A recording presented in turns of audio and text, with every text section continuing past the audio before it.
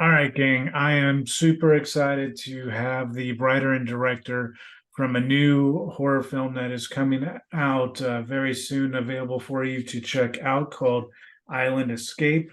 And this movie is nothing like you guys are expecting at all. I guarantee you. Like, I was just telling Bruce, like, holy shit, like halfway through viewing this thing, like the swerve, and that's the only spoiler you'll get out of me. The swerve that like it takes is so fucking dope, and like turns the story into like this fucking just ah, can't wait to talk about it. The guy who is responsible for this movie that is coming out is the writer director, our guest on the show today, Bruce Wemple. Thank you so much for coming on, man. Can't wait to talk about this thing with you. No, thanks so much for having me, and thanks for saying that about the movie. No, we're just as excited as you, just to get it out there and get people watching it. This thing, man, like it definitely, I can tell through like the style choices and the environment and the dialogue and stuff, like you definitely like are a horror movie fan. um the creatures, like especially in the fight scenes when they're actually like going toe to toe, reminds me a lot of like the Deadites from Evil Dead. um was that kind of like your inspiration, or what were you kind of going for? Yeah, I mean, I think I've made a few horror movies at this point, and I think Evil Dead influences make their way into all of them. I think, yeah, it's just in so ingrained, from I guess our generation. That was Evil Dead 2 is everything. And so anytime we're kind of going after, we're like, all right, what are we doing? And it's sometimes it's intentional, most of the time it's unintentional, that some sort of Evil Dead like moment or the creature or something like that kind of sneaks in there and or plays a big part. But I don't mind that, that's a nice Oh, comparison to make. oh, for So sure. so The yeah, no, absolutely though, absolutely. There was a lot of Evil Dead and yeah, a lot of other kind of monster type movies, a lot of like those types of you know, I think there was a big spell of escape from movies. It'd be like Escape from Devil's Island or Escape from whatever, and that's kind of what we like wanted to start the movie off feeling like, oh, I've seen this movie before, I've seen this group of mercenaries go to this island, they're about to fight some stuff. And then, like you said, right when the audience kind of hopefully feels comfortable being like, I know this movie, I've been there, mhm. introduce another element that kind of changes it up a lot. So yeah. Yeah, the fact that you have the Evil Dead like final aesthetic by no means is like the process of which you how they get to that look, because the transformation and everything was like very American Werewolf in London. Like you guys like do not skip on the whole like process of them transforming into these monsters, and how painful it is for the person transforming, and like how gnarly it would be on like the human body to transform. And like I was like, holy shit, like this guy, again, it's like another testament to you guys loving horror, is like the practical effects makeup for like all those Yeah. steps and everything you guys did. It was so cool, man. Yeah, and that's kind of what's funny about, like, when we start off in a project like this, even before it's written, when we have just this premise, and we know there's going to be transformation, there's going to be all this sort of things. We're like, okay, we came up with go to this island, and boom, they're I don't maybe we can talk spoilers in a little bit, maybe we can give a heads up, but I don't want to give too much away. But they get there, and there's a and once you realize what is actually happening, there starts this, the it starts, your brain starts going like, okay, well, that's awesome because we'll get a transformation or a couple transformations in there. We're gonna get, some gory deaths, and like, all right, how can we do that? And like, from just a technical level, beyond the screenplay, from beyond the screenplay, we get to just have fun on set and just see how intense and how crazy and gnarly we can make this stuff. Right. The the set itself and the person that you chose to be your composer, those two elements, uh, you kind of like assembled almost like a little mini Hunger Games vibe. If like it has the fact that you chose an island, which is very I don't know, it's always kind of like a turn you upside down because like everybody associates an island with it being like paradise, but now you have like this ultimate like holy shit situation where this is the furthest thing from paradise, even though like an island, it should be you should be happy to be there. Yeah.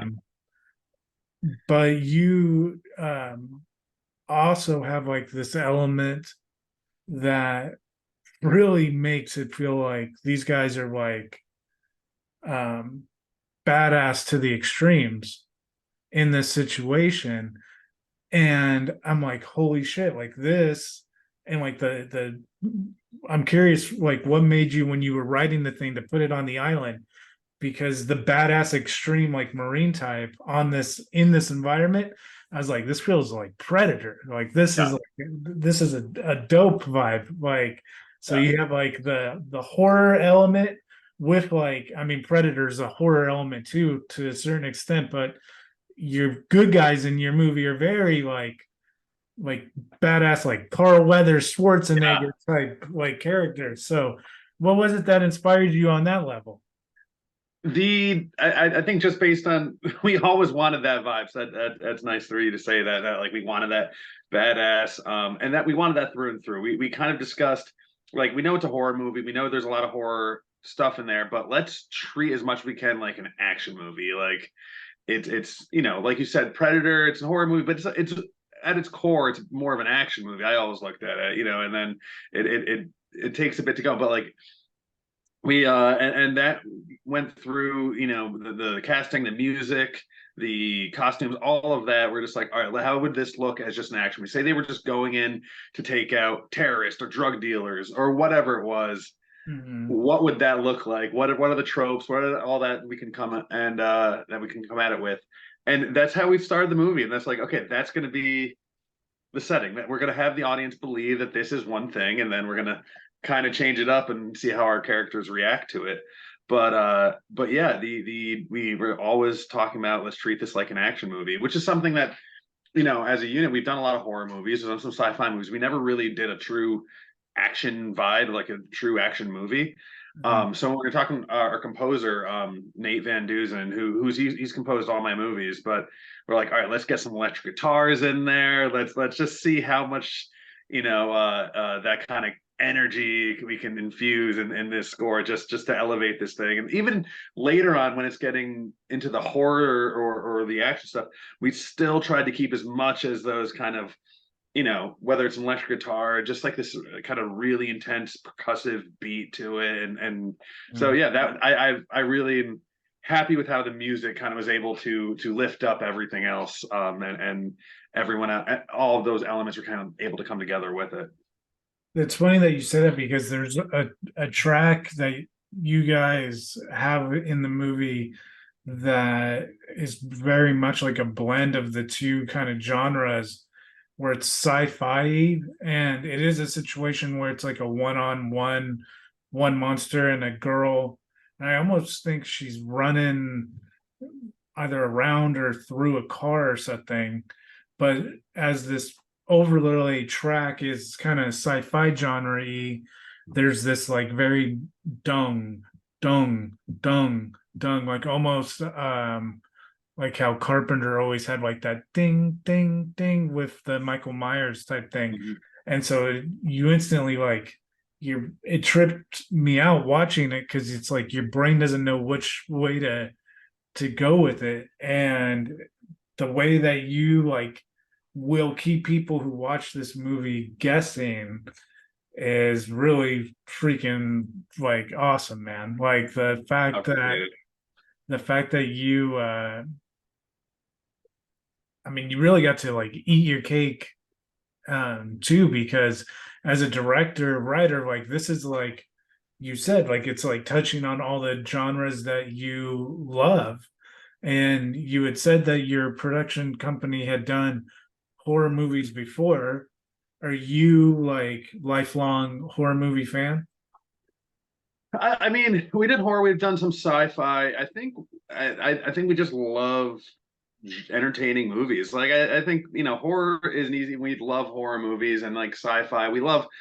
I think we love those high concepts. Those sort of people and something like the this one. They go to this island and there's some mind bendy wormholey thing on the island. But we like treating it and just entertaining this audience as much as possible, whether that's through scares or the action or um I don't think I don't know, but personally, I'm like, if it was like a very sincere sort of drama, I don't know if I'm the right person for that. But in terms of just genre storytelling, that's what I think we excel at, and that goes for action, horror, sci-fi, that kind of stuff. So I think it's just we love leaning in. We love leaning into tropes. I think that's another thing that people sometimes shy away from and don't really want to do. And we love tropes. We love like if it makes the movie better and if it kind of gives you a little nostalgia for something else, but while still introducing something new, we're all about that.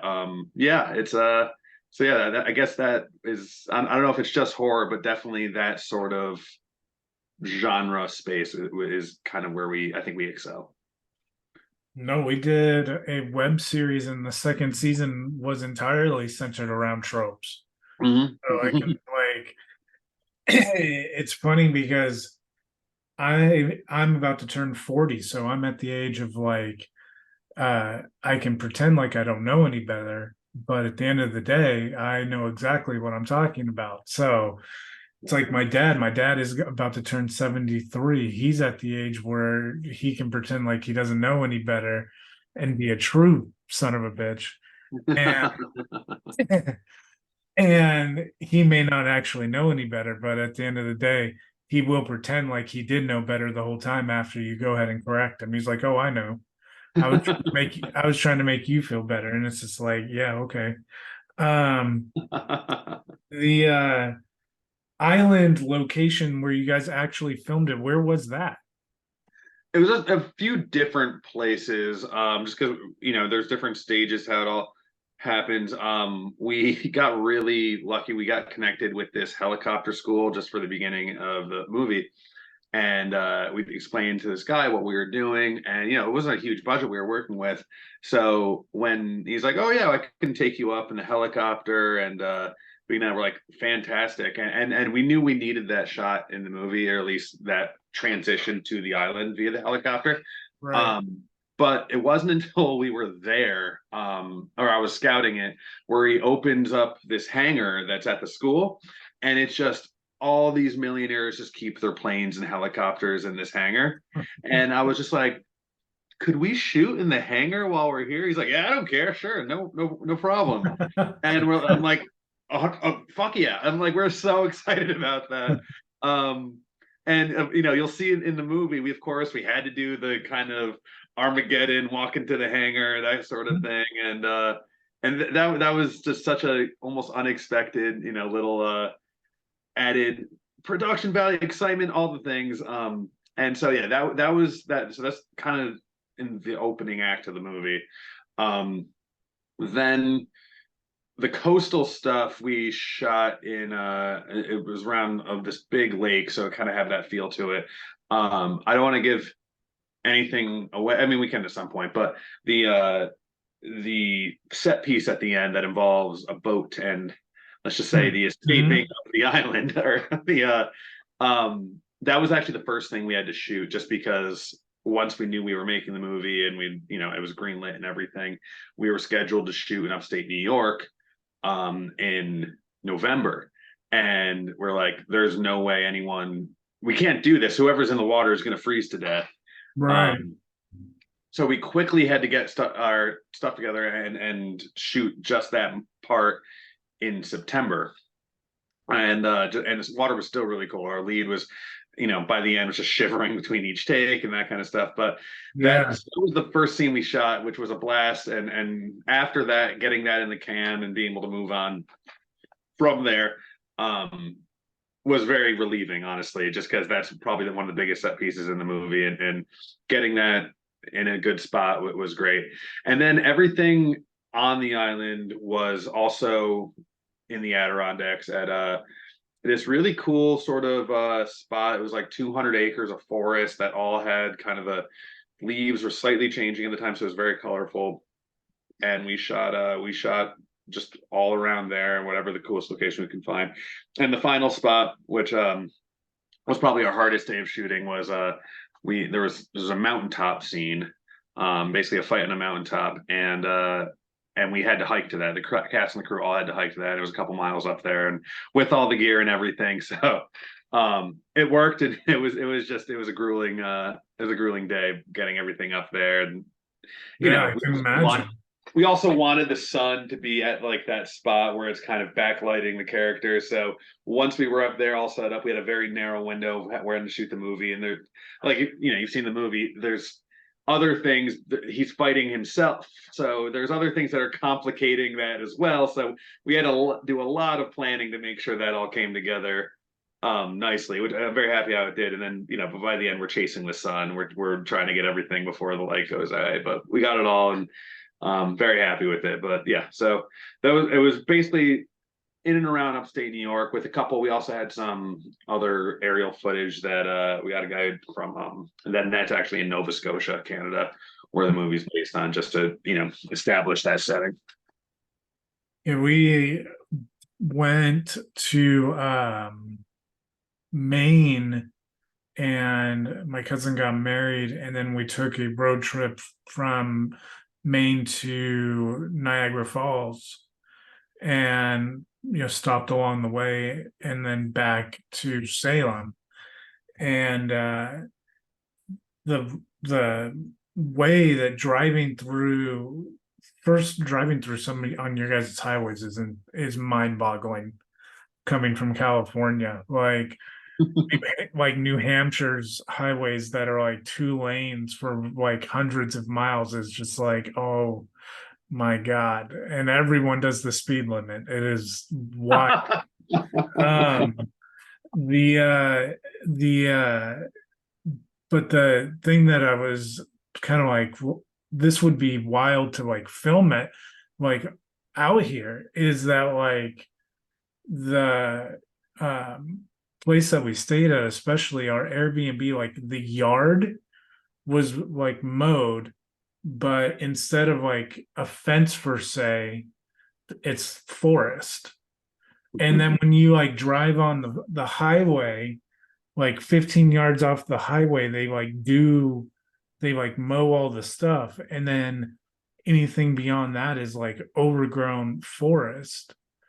And I was like, okay, like you could get, this is how going to film school, my brain is like, okay, you could set stuff up to this certain level, but if you wanted to go any like deeper in, like that's like a pain in the ass to like get in there. So like filming your guys' shots, like did you try to like look for stuff that like lend itself more in that direction of like our stuff that we got to move is on as level as possible, or were you guys truly like backpacking to these spots? There was no like true like camp out backpacking. There which we've done before for another movie, but which it's a winter camp. That was one of the most grueling shoots. It was in the winter, and it was like Oh man.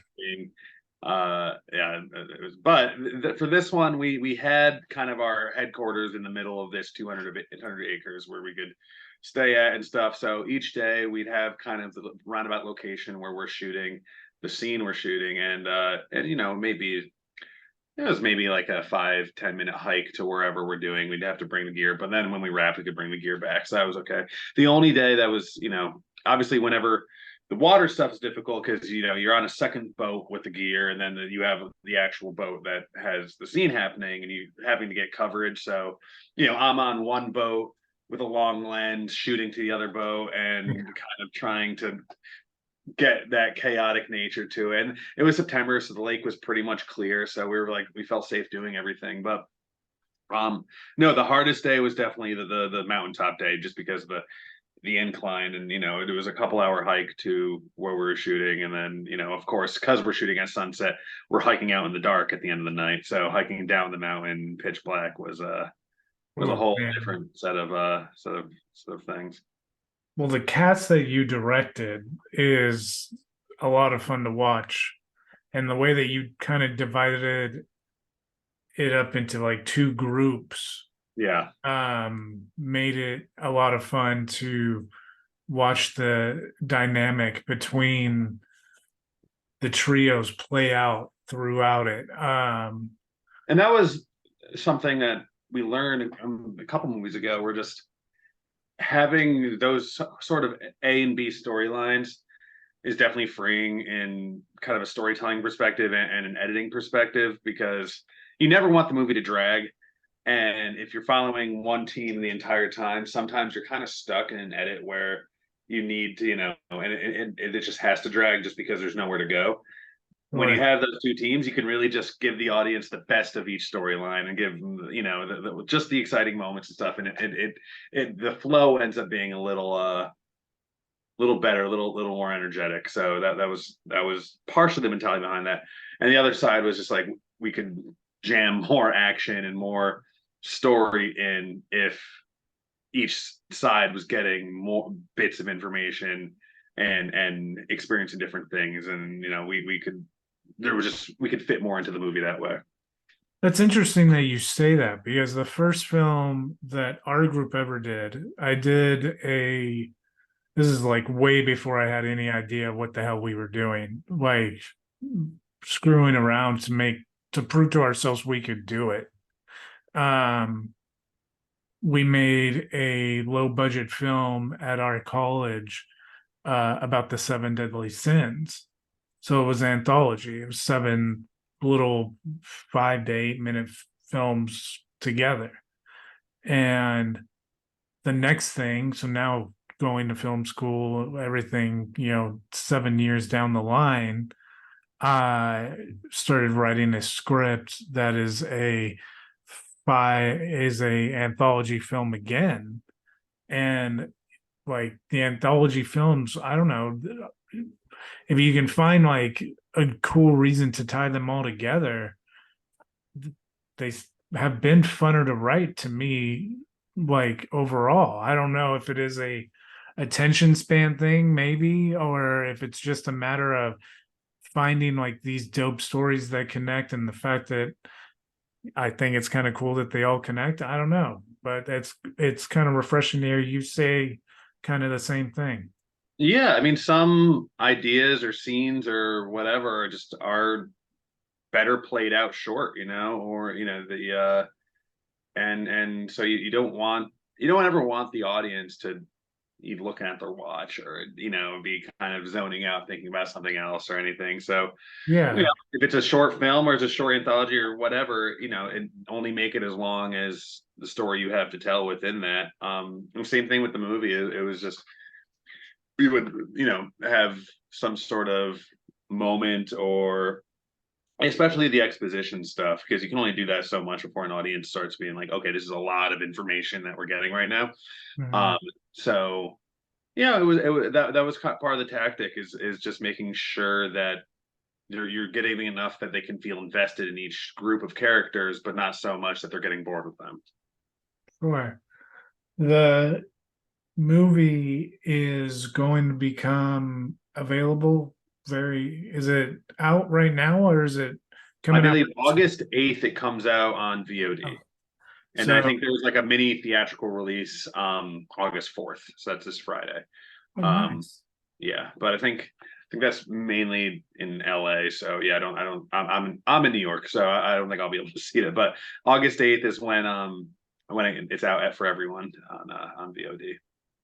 Very nice. So you will be able to find it maybe if you're in the Los Angeles area on the 4th in a few of the theaters out down south, or on the 8th wherever get your streaming horror films via like iTunes, Amazon, all that good stuff. So definitely check out Island Escape. But you said, man, that you are coming on a day that you are in between days of filming something else, which is awesome. Can you share anything about what you got coming up?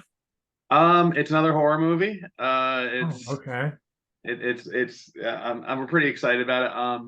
But yeah, it's with the same group or same distributor and everything like that. So I'm sure I'll be chatting to you about it hopefully in a few months. The but yeah, it's a horror movie, and then let's just say it's got some deliverance vibes to it. Let's say yeah, it's a little Appalachian. On. So I'll leave it at that.